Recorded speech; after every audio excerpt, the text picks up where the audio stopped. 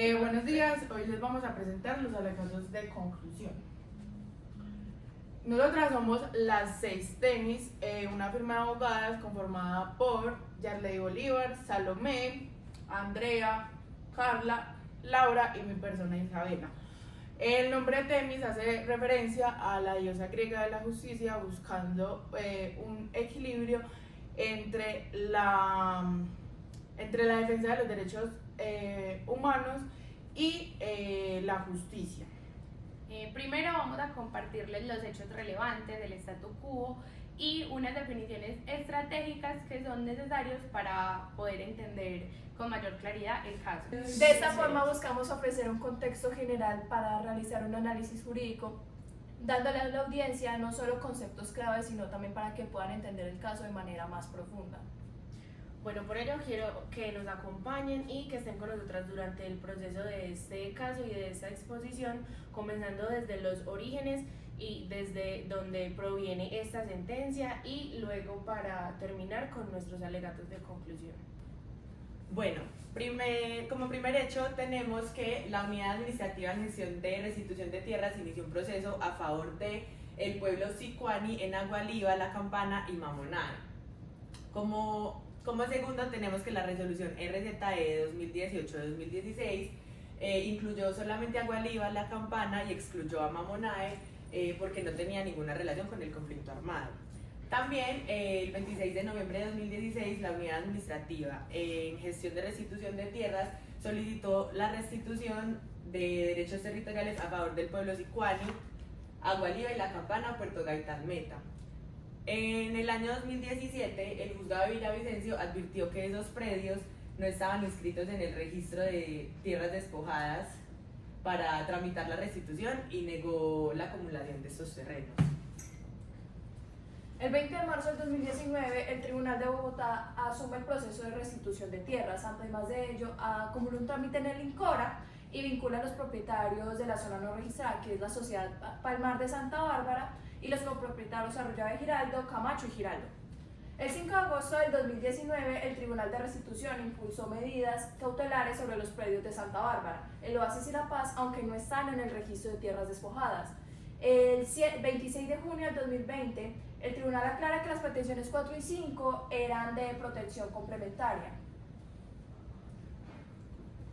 Ya después tenemos que el 22 de octubre del 2020 se interpone el recurso de reposición parcial para los autos del 2019 y del 2020, que ordenaba la vinculación de los propietarios y la acumulación de los trámites en el INCORA.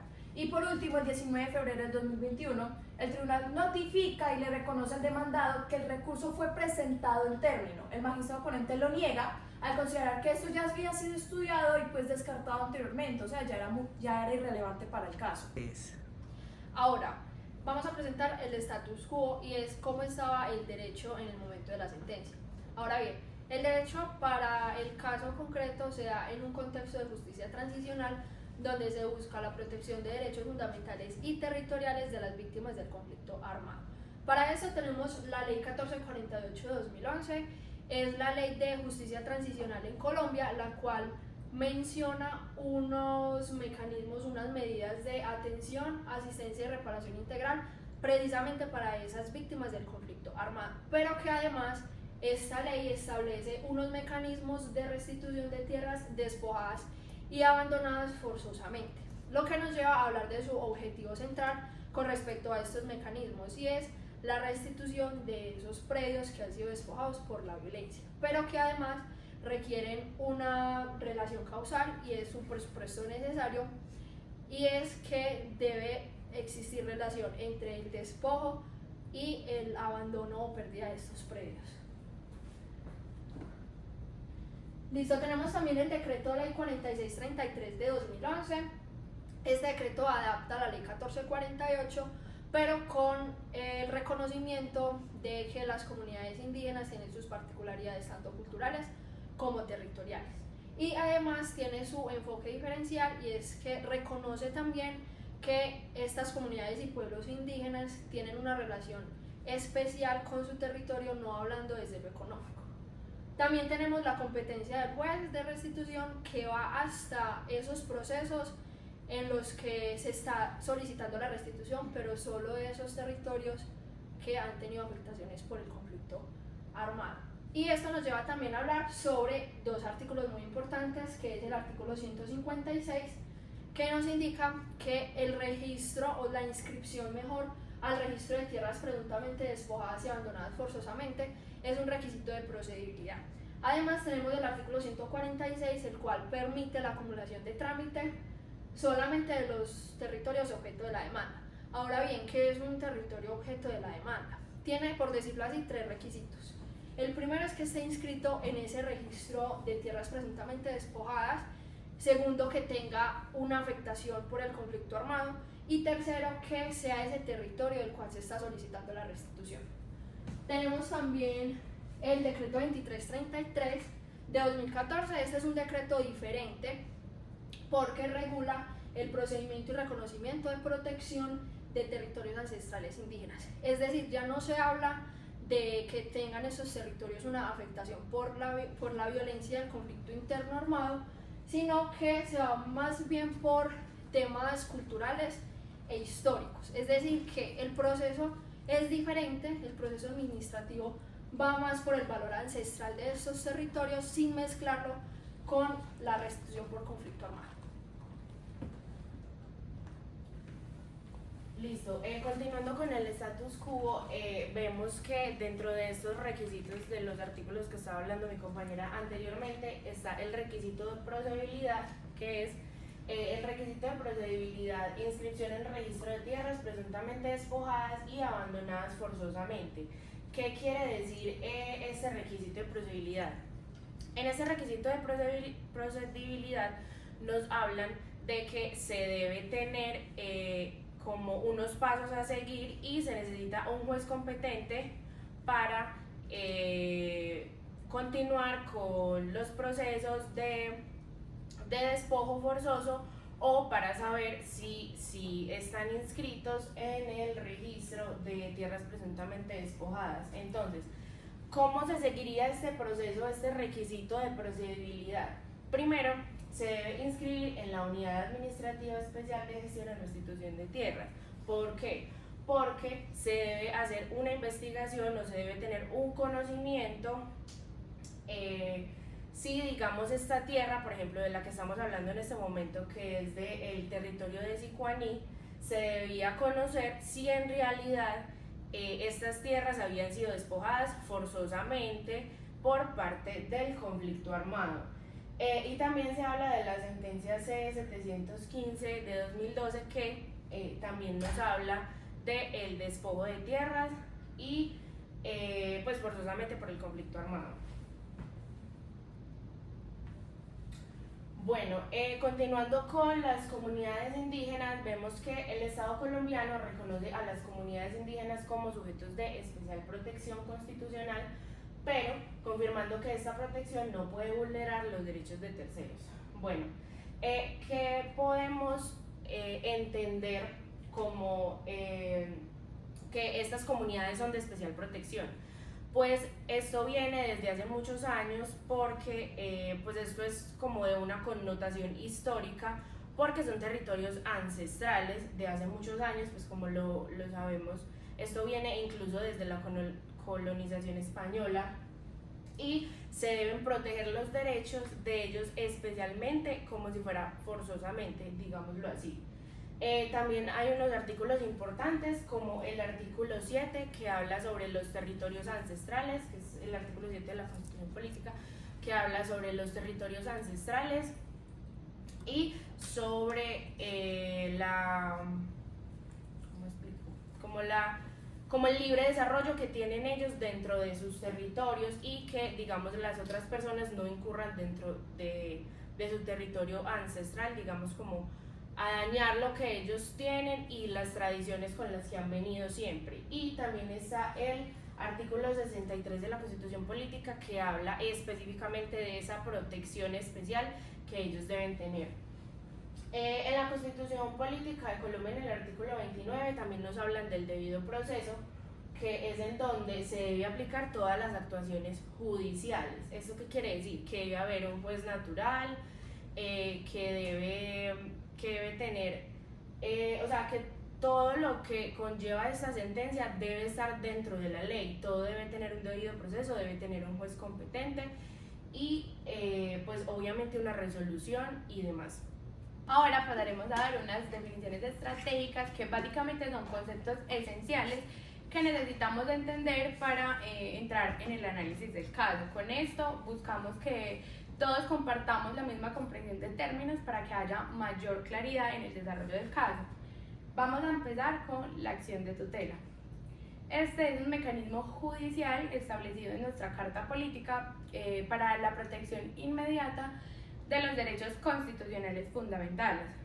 No es un recurso para reabrir un debate jurídico ya agotado y solo procede cuando en las decisiones judiciales se evidencia una grave vulneración a los derechos fundamentales.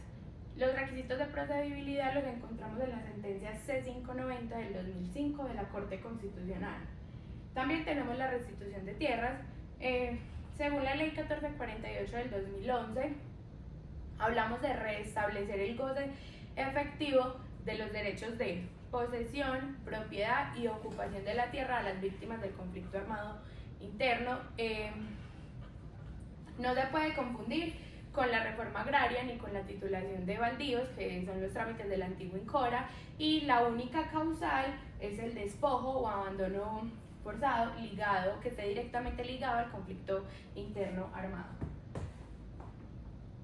Bueno, señor juez, para culminar estas definiciones estratégicas, para poder entender el caso, tenemos el registro de tierras despojadas y abandonadas forzosamente. Este es el registro oficial en donde se encuentran inscritas estas tierras en las que han sido abandonadas forzosamente, y es un requisito de procedibilidad para iniciar el proceso judicial de esta restitución de tierras. Tenemos el INCORA, ahora conocido como la Agencia Nacional de Tierras, que está encargada de la titulación de los baldíos, las adjudicaciones, las creaciones y las ampliaciones de los resguardos indígenas. Tenemos la unidad administrativa de la restitución de tierras despojadas, que esta solamente se encarga de, como bien lo dice su nombre, de la administración. Es la encargada de darle paso a estas tierras que las van a inscribir a ese registro y da paso a la demanda. O sea, el que se encarga del verdadero registro, de probar todo judicialmente, es la restitución, el registro de tierras despojadas y abandonadas forzosamente. Bueno, ahora vamos a pasar con el actor, que en este caso es el Juzgado Primero Civil del Circuito, especializado en restitución de tierras de Villavicencio. Honorable jueza, primero vamos a empezar con darle un pequeño contexto. En el 2016 inició un proceso de restitución a favor de la comunidad indígena Sicuani en Agualiva y La Campana, pero la zona de Mamonae fue excluida al no tener afectaciones por el conflicto interno armado. En ese mismo año, la unidad administrativa presentó una solicitud para la restitución de unos predios de propiedad privada ubicados en la zona de Mamonae.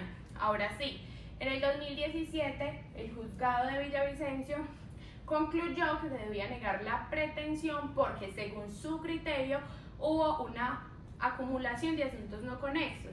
En efecto, se argumentó que como la zona de Mamonae no estaba inscrita en el registro de tierras, porque no estaba afectada, pues no tenía afectaciones derivadas del conflicto interno armado, en consecuencia, como no cumplía con este requisito, no procedía la restitución de tierras en esa zona. Entonces, podemos ver que esta desconexión vulnera el debido proceso, porque no se debió haber aplicado el artículo 77 del Código General del Proceso, el inciso 2, sino que se debería primar esas normas especiales como el decreto ley 4633 del 2011, en el que nos habla que generan la inaplicabilidad de estas otras normas porque ya ellos tienen una propia ley aplicable.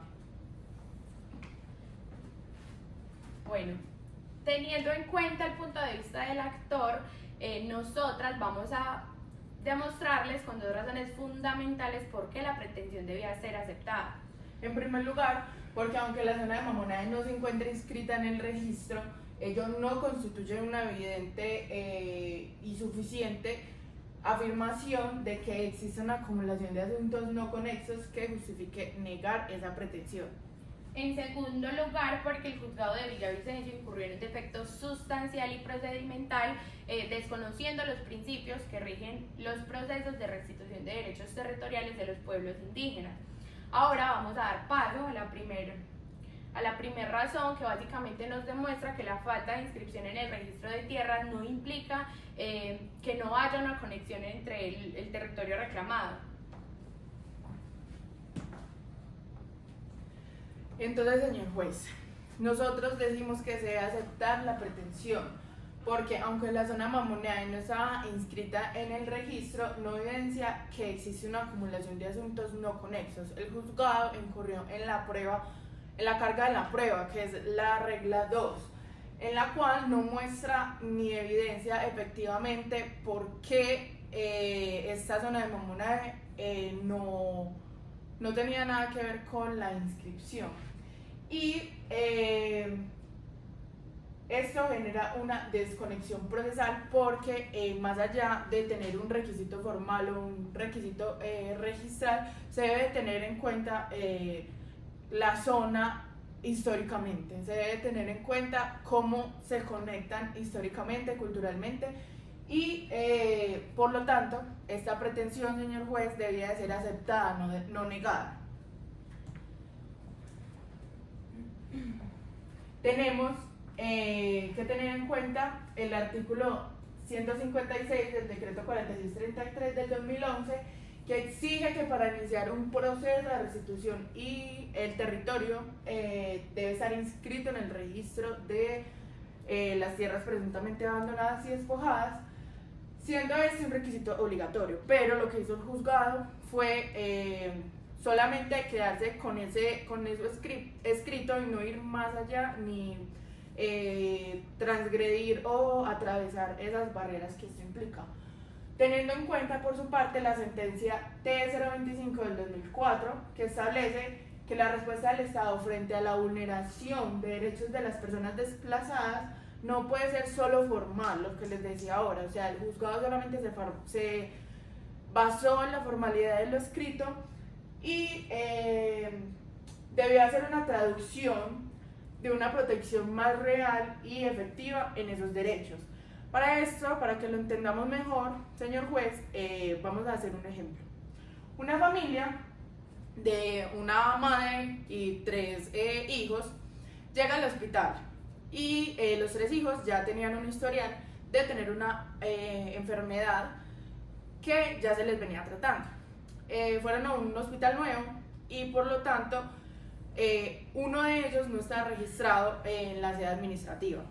Entonces el hospital decide no atenderlo porque simplemente no estaba registrado, entonces no se le podía dar la atención a ese tratamiento que ellos ya venían teniendo hace rato. Entonces esto lo podemos transversalizar con el ejemplo de la tierra despojada Sijuaní, que ellos debían ser atendidos los 3 porque tenían la misma enfermedad y tenían un historial médico continuo, o sea, es decir, no se podía atender a ellos 3 por separados porque sería cometer un error y no protegían sus derechos fundamentales. En este caso, la tierra que fue inscrita, pero que no fue inscrita, pero que no se tomó en cuenta en esa restitución de tierras, debía ser tomada por el territorio histórico que ellos habían atravesado juntos y no dejarla a un lado.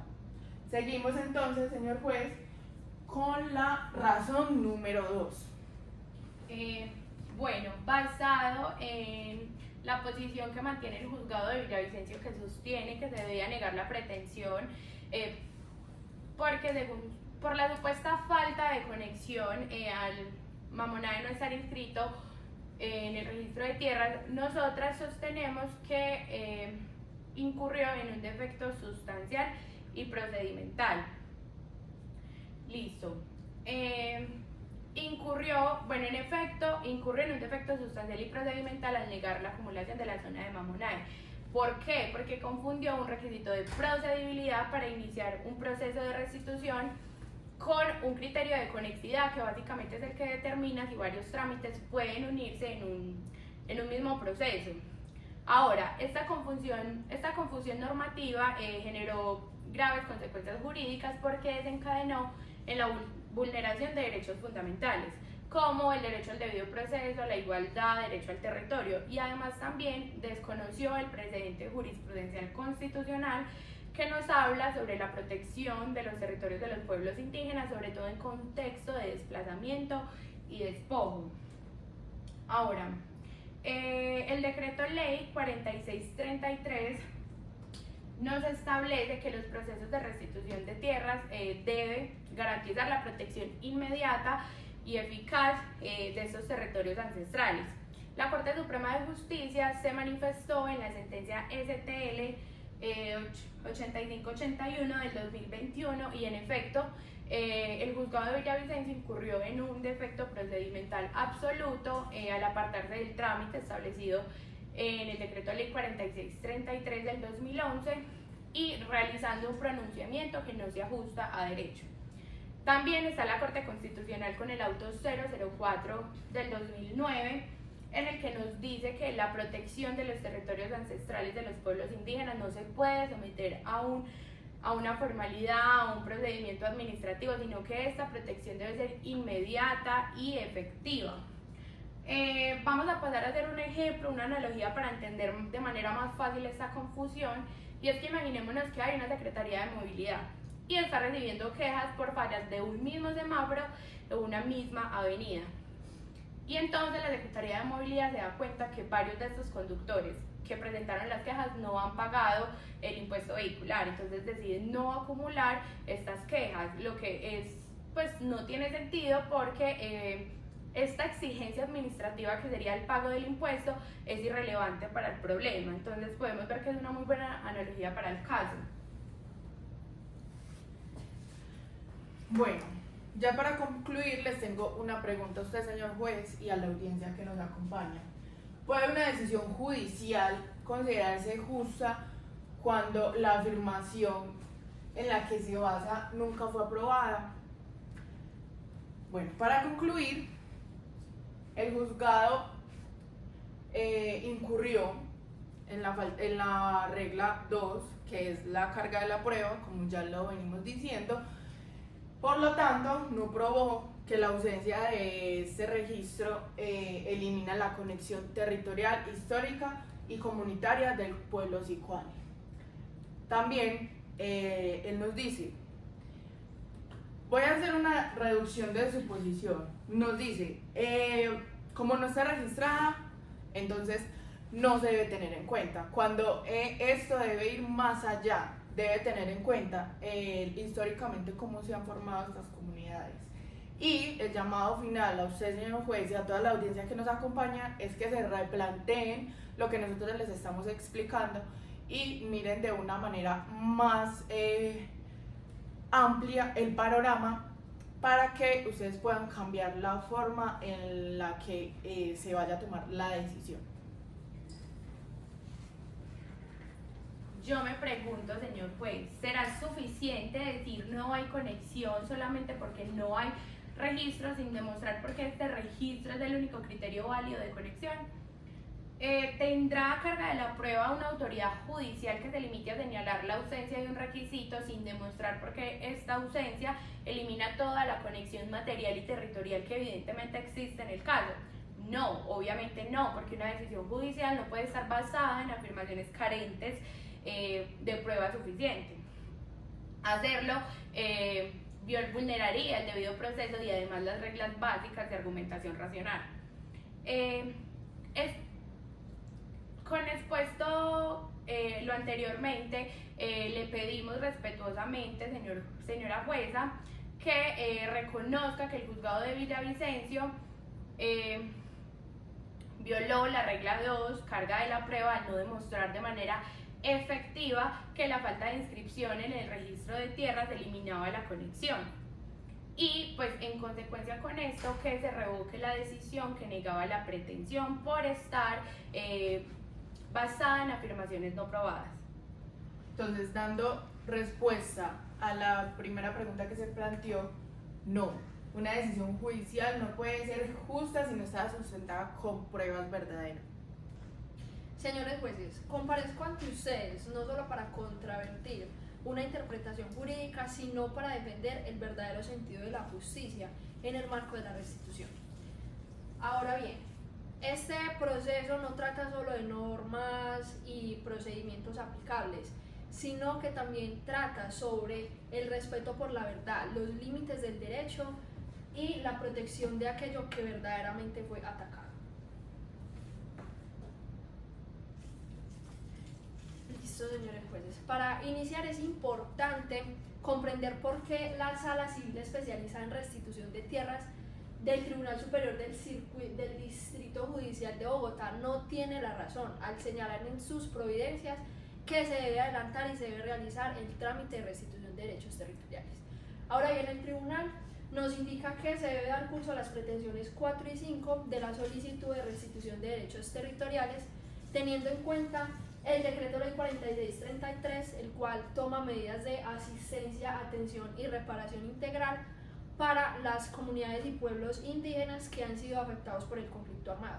Pero además el tribunal nos indica que el proceso de restitución versa sobre los derechos de las comunidades y precisamente de esos territorios que sí efectivamente han sido atacados por la violencia del conflicto armado. También tenemos, entonces, para comprender mejor esta posición, vengo a indicar dos razones esenciales. La primera es que la argumentación del tribunal es falsa y la segunda es que no se puede proteger lo que no ha sido atacado. Todo esto para ambas razones, para indicar que no se debe realizar el trámite de restitución de derechos territoriales. Ahora bien, como primer argumento, y es en relación a que la argumentación del tribunal es falsa, porque tenemos que las pretensiones 4 y 5 en las que el tribunal decide dar trámite, pues imponen servidumbres y limitaciones a predios privados, ya que la zona del Mamonae fue expresamente excluida por la Unidad Administrativa Especial de Gestión de Restitución de Tierras Despojadas y fue expresamente excluida porque no tenía relación con el conflicto armado. Ahora bien, el tribunal debió tener en cuenta todos los requisitos legales, como por ejemplo la inscripción al registro de tierras presuntamente despojadas y abandonadas forzosamente. Con relación a la sentencia C-715 del 2012, pues esta sentencia nos indica que sí, efectivamente la inscripción a este registro es eficaz porque presenta un detallado acervo probatorio al juez y de esta manera se estudian de manera correcta los contratos sobre los bienes y territorios que han tenido afectaciones, teniendo como resultado una asertiva restitución. Para entender mejor este punto que les estoy explicando, vamos a tomar el ejemplo de que un agente de tránsito le indica a una persona que pare porque supuestamente se pasó un semáforo en rojo. Ahora bien, ellos miran, verifican y ven que pues, la persona no infringió ninguna norma de tránsito, pero el agente le dice, como ya estamos acá, le veo que tiene una demanda por alimentos, le voy a multar y le voy a embargar el carro acá mismo. ¿Qué está mal con este ejemplo? Primero, el agente de tránsito solo puede verificar infracciones de tránsito, es decir, la competencia. El agente de tránsito verificó y la persona no infringió ninguna norma de tránsito y solamente, por ejemplo, no puede resolver problemas de pensión, ya que eso le compete al juez de familia. Y así sea la misma persona, pues no se puede porque son autoridades y procesos diferentes. Lo mismo pasa con el caso de restitución. El juez de restitución solo puede resolver temas relacionados con esos territorios que han sido afectados por la violencia. Ya la unidad administrativa confirmó que no hay afectaciones y aunque sea el mismo territorio, son también autoridades diferentes y procesos diferentes. Ahora bien, con relación a la segunda razón, tenemos que no se puede proteger lo que no fue atacado, ya que la unidad administrativa especializada nos indica a través de la resolución RZE 0318 que la zona del Mamonae, donde es copropietario el señor Juan Carlos Arroyave, no tiene esas afectaciones. Por lo tanto, no se puede aplicar el decreto 4633 de 2011, el cual protege estos territorios por afectaciones de la violencia. Lo que nos lleva a que si no hay afectaciones, no hay nada que proteger o reparar. Tenemos también la sentencia T-107 de 2023, también habla sobre la inscripción al registro de tierras presuntamente despojadas y abandonadas, ya que este registro nos da una vía para aquellas personas o comunidades que han perdido la tenencia material y jurídica por causa del desplazamiento, lo que nos lleva a una función determinante en el proceso de restitución. Ahora bien, vamos a colocar un ejemplo fácil. Si una persona que nunca se ha fracturado un brazo va a un centro médico y dice que necesita un tratamiento para brazos fracturados, lo más probable y lo más obvio es que no se la van a dar, porque si no hay fractura, no hay un tratamiento para las fracturas. Lo mismo pasa con este caso. Si no hay ataque por conflicto, pues no hay protección o reparación por conflicto. Y esto lo da esta resolución RZE. Ahora bien, señores jueces, estamos ante una situación de verificar qué se decide y bajo qué reglas se decide. Pues si una institución administrativa, como es la unidad administrativa especializada, indica que no hay afectaciones en ese territorio por conflicto armado y un juez decide ignorar esta determinación, estaríamos dudando sobre la certeza jurídica. Está bien, se reconoce, los pueblos indígenas y comunidades indígenas deben tener su protección, pero esto lo deben realizar por la vía correcta y por el procedimiento debido. Bueno, vamos a continuar con el siguiente actor, que es Juan Carlos Arroyave Giraldo, que era un particular dueño de unos predios que quedaban cerca de la zona de Mamonae y Sicuaní. Entonces, bueno, primero, esta fue la pretensión que presentó el actor Juan Carlos Arroyave, que él quería convencer a la Sala Civil Especializada del Tribunal de Bogotá que se le debían proteger a él los derechos fundamentales, porque decía que no se le había dado el debido proceso ni la igualdad, porque no se garantizaban ni un juez natural ni las formas de cada juicio. Entonces, porque él también plantea que el Tribunal de Bogotá viola flagrantemente el debido proceso, porque incurrió en el defecto sustancial de una norma que era el artículo 146 del decreto ley 4633 de 2011, que mi compañera pues lo explicó anteriormente, porque no se podía aplicar en el caso concreto, porque él no hacía parte de esta zona que era vulnerada y que fue vulnerable por el conflicto. Tenemos como razón 1, que sería la refutación, en que no se debe aceptar la pretensión que presentó Juan Carlos Arroyave hacia la Sala Civil Especializada. ¿Por qué? Porque no se viola el debido proceso e igualdad, porque a él sí se le garantizó por parte del tribunal un debido proceso y un juez natural, que incluso por parte del tribunal también hubo un trato necesario hacia él. También tenemos con que el accionante Juan Carlos Arroyave fue notificado sobre el proceso, pudo defenderse y presentar las pruebas, y también recibir las decisiones y pues actuaciones del tribunal durante todo el proceso. Luego también podemos ver que se le garantizó la igualdad ante la ley, porque pues con la igualdad ante la ley, con el debido proceso, se evitan las arbitrariedades por parte del Estado y pues se asegura la legalidad del proceso, y esto pues ayudaría a los accionantes a continuar con el proceso de una manera legal.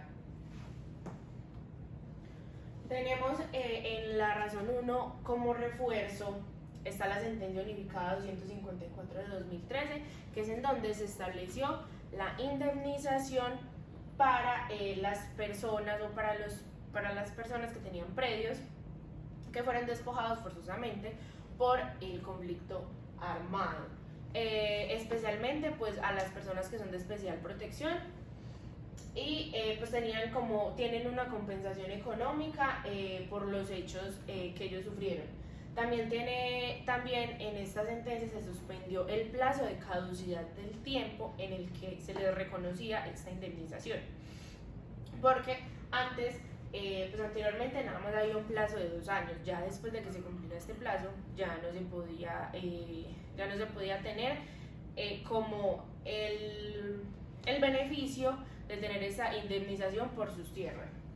Y tenemos como ejemplo de que, por ejemplo, una empresa estableció una compensación económica por algunas fallas que ellos tuvieran en su digamos como en su funcionamiento tecnológico, y también se decidió suspender un plazo para que los clientes reporten todas las fallas ocurridas que ellos tengan, digamos, con los aparatos tecnológicos que ellos tengan. También tenemos en la razón 2, que sería el contraargumento, es que se debe recusar a la Sala Civil Especializada del Tribunal de Bogotá. ¿Por qué? Porque la que debe tomar acá la última decisión y la última palabra en esta sentencia debía ser la Corte Suprema de Justicia, porque pues al ver de que el Tribunal de Bogotá incurrió en algunos errores, como lo habíamos visto anteriormente con mis compañeras, y pues incurrió en muchos errores durante el proceso de resolución de este caso en concreto. Y también pues que la Corte Suprema de Justicia fue la que al final decidió en este proceso, porque el Tribunal de Bogotá también se extralimitó en sus funciones, o sea, hizo otras cosas que en realidad no le correspondían y que le correspondían a otras jurisdicciones o digamos a otros jueces que sí eran competentes para resolver este caso.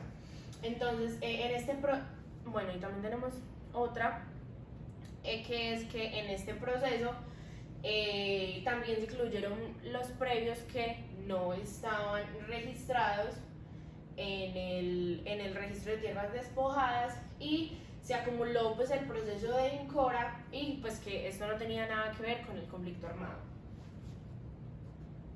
También tenemos como un refuerzo la sentencia C081 de 2025, que es en donde nos hablan de los derechos de las comunidades indígenas y de la protección que deben tener estos territorios, la protección especial que deben tener estos territorios, y que también las comunidades indígenas puedan tener el beneficio de expandir sus territorios y de adecuar los cabildos, digamos, como a sus creencias y a las cosas a las que ellos están arraigados para, pues como para un mejor funcionamiento de su comunidad. Y por ejemplo, pues tenemos un ejemplo de que, por ejemplo, en una empresa tengan la posibilidad también de expandir, digamos, su espacio y para ampliar, digamos, incluso grupos o hasta personal que hayan dentro de la empresa, pues para tener como un mejor funcionamiento dentro de la empresa como tal. Bueno, y tenemos como conclusiones que pues la actuación del tribunal respetó plenamente el debido proceso y la igualdad. Pues sabemos que según esto se respetó pues el debido proceso, y también el juez natural concedió pues este caso y pues lo comenzó a investigar, como lo había dicho también, y que pues el accionante Juan Carlos Arroyave siempre fue notificado de todo lo que sucedió dentro del caso y también tuvo actuación. Y en el resultado obtenido número 2 es que la Corte Suprema de Justicia demuestra que la decisión del Tribunal de Bogotá no es competente, no es de validez por haber incurrido en actuaciones por fuera de su competencia. Ok, señor juez. Primero que nada, buenos días. El derecho es algo que nadie te puede dar, porque se supone que es algo que nadie le puede quitar a uno. Ahora bien, en sentencia, el magistrado de la Corte de Casación Civil, el señor Óscar Humberto Ramírez Cardona, nos dice que no se debe conceder el amparo de tutela. ¿Por qué? Porque no hay ninguna vulneración de los derechos fundamentales del accionante en las decisiones cuestionadas, además de que las providencias se dictaron en base a todas las razones convencionales, constitucionales y legales. ¿Por qué? Porque se afirma que las pretensiones 4 y 5, formuladas en la solicitud de derechos territoriales y no inventadas por el tribunal, garantizaban el derecho a contradicción y de defensa. Además de eso, que no se debería conceder el amparo de tutela porque las decisiones cuestionadas en sentencia se fundaron en razones convencionales, constitucionales y legales, se respeta el debido proceso y no vulnera el derecho fundamental a alguno del accionante.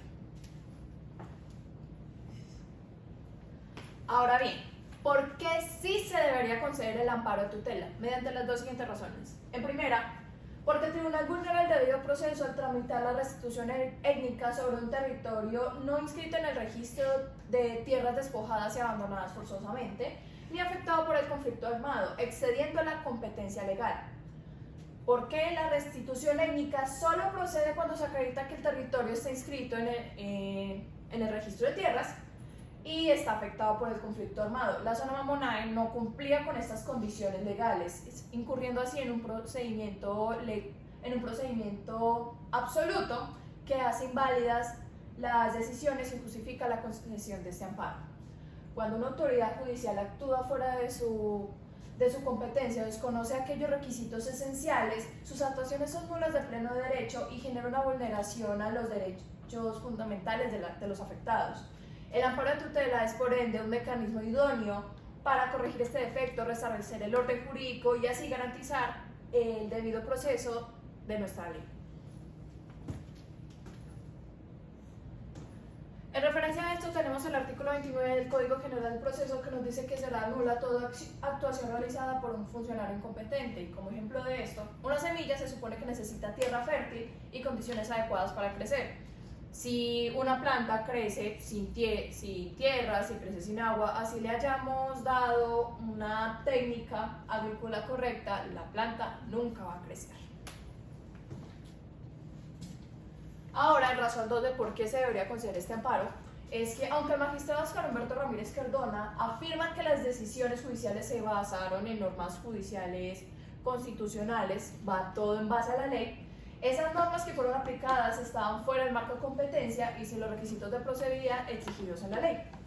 El decreto de ley 4633 del 2011, que se encarga de la restitución asistencia de las tierras indígenas, establece que para iniciar un proceso de restitución étnica, primero el territorio debe estar previamente inscrito en el régimen en restitución de tierras despojadas y abandonadas forzosamente y demostrar afectación derivadas del conflicto armado. Como se había dicho anteriormente, la zona Mamonae no cumplía ninguno de estos requisitos, por lo cual al no cumplir las condiciones legales que nos dicta el decreto, equivale a exceder la competencia legal judicial, lo que vulnera el principio de legalidad y del debido proceso. Porque cuando una autoridad judicial tengamos en cuenta de que actúa sin competencia o fuera de los límites legales, las decisiones son nulas de pleno derecho y afectan los principios, los derechos fundamentales, como se había nombrado anteriormente, del debido proceso y la seguridad jurídica, lo cual no queremos que eso pase, señor juez. El amparo de tutela es el mecanismo que necesitamos para corregir todo esto. Como referencia tenemos el mismo decreto ley 4633 del 2012 que nos dice que los jueces solo podrán reconocer de la restitución étnica cuando se acrediten los requisitos de procedibilidad acreditados en la ley presente. Como por ejemplo, es como si se intentara programar un programa diseñado para un sistema operativo diferente. Puede que el archivo sea auténtico, sea funcional, o sea perfecto. Sin embargo, si se instala en un dispositivo, en un sistema que obviamente no le conviene, esto no va a funcionar y va a servir básicamente para nada. Ahora bien, como conclusión a esto tenemos de que la postura del magistrado Oscar Humberto Ramírez basa en que las decisiones del tribunal se fundamentan en normas legales y constitucionales, ¿cierto? Sin embargo, como se había dicho anteriormente, nada de eso es correcto porque se va fuera de la competencia legal, no se cumplen los requisitos, nada de lo que se había dicho en el proceso se cumple, es decir, se vulnera todo. En contraste que los argumentos que respaldan conceder la tutela son más sólidos, pues demuestran que esta aplicación indebida genera un defecto procedimental absoluto que vulnera el debido proceso del accionante, lo cual justifica plenamente la protección de este derecho constitucional. Muchas gracias. Buenos días, su señoría. El día de hoy, la Sala de Casación Civil de la Corte Suprema de Justicia nos indica que se debe conceder el amparo de la acción de tutela porque el tribunal incurrió en un defecto procedimental absoluto y hoy, a través de dos razones, yo le vengo a fundamentar el por qué no se debe conceder el amparo. Primero, tenemos que hubo un proceso justo y eficaz, ya que los procesos de restitución de tierras solamente reconocen derechos vulnerados de las víctimas y de los intervinientes.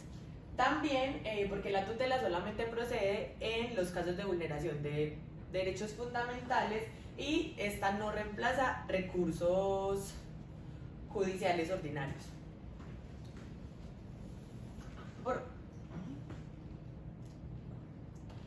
Para entender mejor esto, tenemos que mi hermano compró un celular en un almacén de cadena y después de 6 meses de uso se le dañó la tarjeta madre. Él va, hace una queja a la Superintendencia de Industria y Comercio, ya que el almacén de cadena no le quiso dar ninguna solución, sabiendo que el teléfono aún tenía garantía. Entonces, como último, después de hacer investigaciones, de revisar el celular, a mi hermano le dieron la razón después de evaluar el producto porque él tenía derecho a ser escuchado. Como segunda razón, para sostener esto tenemos la sentencia C590-2005 y la T485 de 2015. Como segunda razón, tenemos que el tribunal no había incurrido en ninguna falta ni un defecto procedimental absoluto que había denunciado el accionante, porque habían hecho un estudio armónico de la ley 4633 de 2011 y la 1448. Y también porque se ajustaba a derecho, con lo que no incurría en una causal específica de procedencia de la salvaguarda. Como ejemplo de esto tenemos que Martín trabajaba en un supermercado y lo despidieron sin justa causa porque había solicitado unas vacaciones para cuidar a su mamá. Luego de la injustificada acción que cometió su jefe, él va ante un juez laboral para solicitar su reintegro.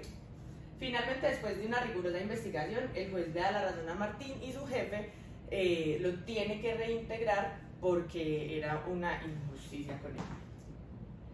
Y esto lo sostiene la sentencia T306 de 2021 y la sentencia T008 de 2019. Para concluir, la Sala de Casación Civil de la Corte Suprema de Justicia había negado este amparo por lo dicho anteriormente, que había cometido errores en cuanto a la ley 4633 de 2011 y el decreto ley 1448. Y se invita por último al juez a que reconozca los procesos de la misma manera y que haga un buen uso del debido proceso y la legalidad, pero respetando también los límites que tiene cada autoridad judicial, ya que debe haber un trato de igualdad con las comunidades indígenas y que haya justicia en todo tipo de procesos. Muchas gracias.